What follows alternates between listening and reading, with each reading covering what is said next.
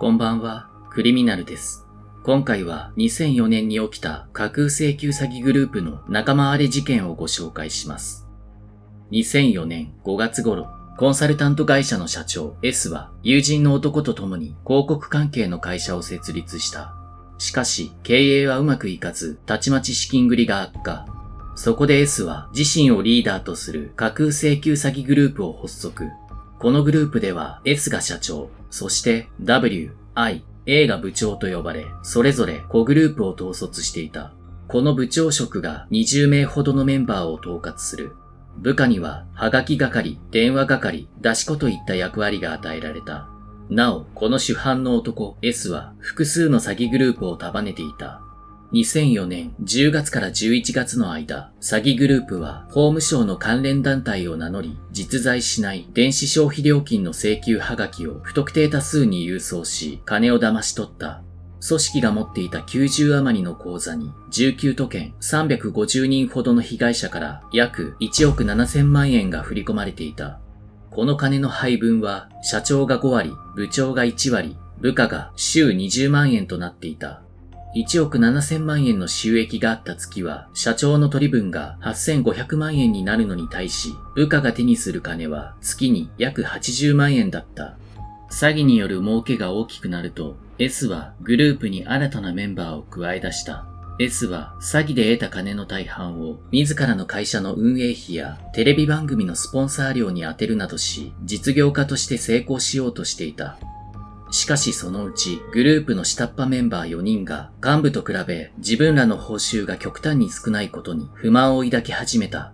その4人は愛の部下であった船橋市の飲食店員の男性 B さん、東京都杉並区に住む元建設作業員の男性 Y さん、東京都杉並区に住む元不動産会社社員の男性 C さん、千葉県に住む元会社員の男性 O さんである。2004年8月、4人は中国人マフィアを利用してグループの幹部を拉致し、現金を強奪しようと計画した。しかし、それから2ヶ月後、その4人が都内の拠点事務所に姿を見せなくなったことを幹部たちは不審に思うようになった。そこで幹部たちは現金強奪計画の参加者である Y さんを事務所に呼び寄せ問い詰めた。すると Y さんは計画のことを幹部たちに漏らしてしまう。こうして現金強奪計画を知った幹部らは激怒。他のメンバーに4人を拉致するように命令した。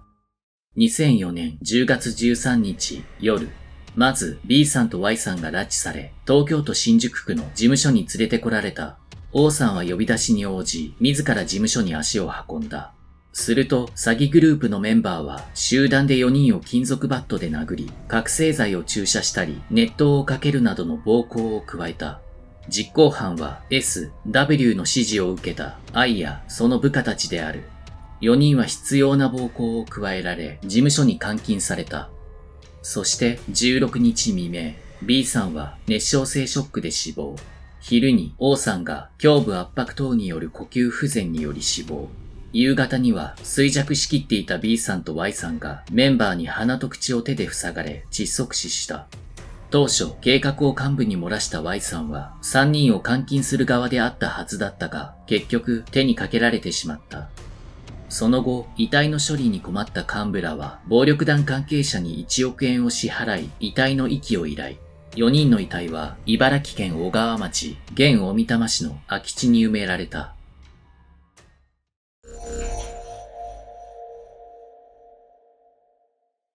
徳島県に住むある女性が1枚のハガキを受け取った。そのハガキにはこう書かれていた。あなたは電子消費料金未納で訴えられています。差出人は関東中央管財局と記載されている。記されている連絡先に電話してみると、弁護士費用38万円を振り込めば裁判を取り下げることができるというものだった。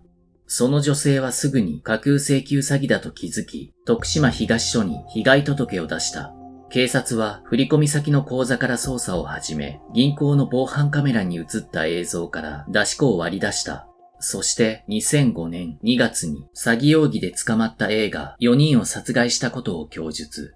6月8日には福岡に逃亡していた S が逮捕され、6月18日に被害者4人の遺体が発見された。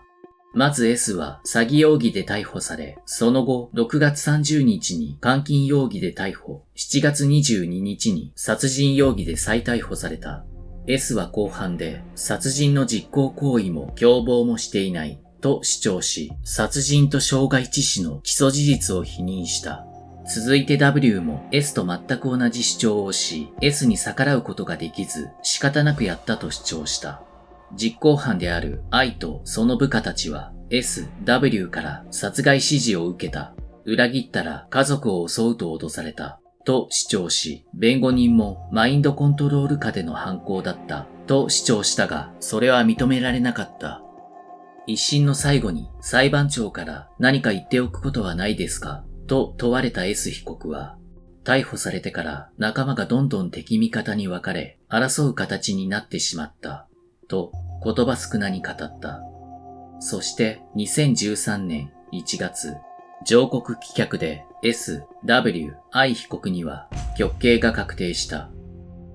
この事件では計18人が起訴されている。うち11人には懲役1年2ヶ月から懲役17年の実刑判決、2人に執行猶予付きの有罪判決が出ている。また、架空請求詐欺の件でも5人に懲役4年4ヶ月から懲役6年の実刑判決、もう5人に執行猶予付きの有罪判決が出ている。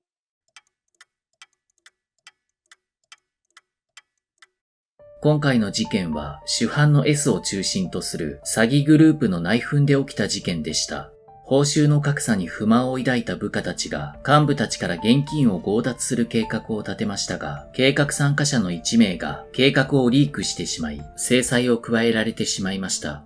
こうした犯罪組織内での仲間割れというのは昔からよく起きていることです。特にこの詐欺グループはメンバー間の絆はなく金のつながりしかないので、そこにある人間関係は希薄で内紛が発生します。この事件は2004年に起きましたが、2021年現在も架空請求詐欺が横行しています。現在の特殊詐欺グループは SNS を活用し受け子を雇っています。雇う際には事前に本人確認資料を提出させています。受け子がグループから脱退しようとすると、個人情報を晒すなどと言って脅し、脱退させないようにします。そうすることで自分たちの犯行を発覚しにくくしているのです。ただそれでも受け子が金を持ち逃げしたりすることが発生します。SNS で集めた人間は単なる寄せ集めにしか過ぎず、統制が取れないからです。すると特殊詐欺グループは SNS 上で裏切り者の個人情報を晒します。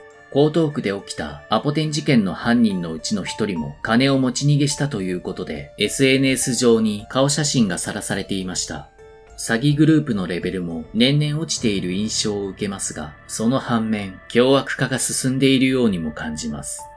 SNS で集められた社会常識がない者たちの間で内紛が起きると、そこで殺し合いが起きたり、勢い余って被害者を手にかけてしまうことも起きてしまうのです。実際にアポテン事件の犯人のうち一人は被害者の口のあたりを押さえつけてたら死んじゃったと知人に軽い感じで話していたそうです。またこの犯人のうち二人は知人に金が簡単に稼げる、一緒にやらないかとしきりに勧誘していました。最後になりますが、今一度自分たちが詐欺に遭わないように注意し、目先のお金欲しさに詐欺グループや犯罪グループに入るなどの行為は絶対にやめましょう。その先には良くない未来しか待っていません。